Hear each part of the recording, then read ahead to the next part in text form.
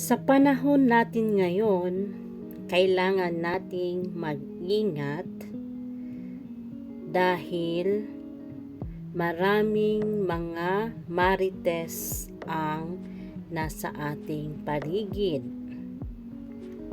At dahil dyan, kailangang mag-ingat tayo kung kanino at sino ang ating pagkatiwalaan ng ating mga problema sa ating buhay. Kasi nga minsan, may mga taong gustong mag-care sa atin, kunwari ay nakikisampatya sa atin o nakikiramay sa ating mga problema, pero ang hindi pala natin alam ay gusto niya lang makikiramay sa kung ano ang problema natin sa ating buhay dahil gusto niyang makakuha or makasagap ng mga information or kung ano man ang iyong pinagdadaanan sa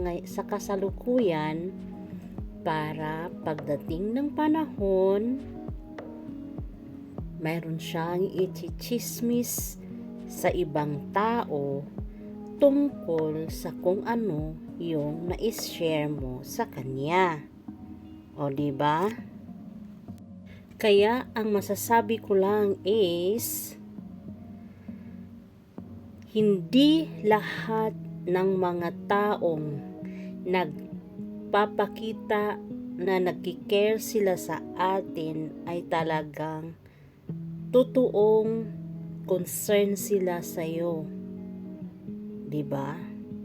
Kaya ang gagawin natin ay mag-ingat tayo sa mga taong pinagsasabihan natin ng ating mga problema dahil hindi natin alam na sa harapan natin ay nakangiti sila at nagsasabi silang sa iyo na it's okay, you can share to me what's your problem and so on and so forth.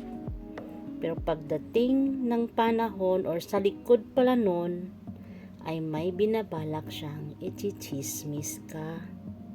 Kaya double ingat sa mga taong marites sa ating paligid. Peace!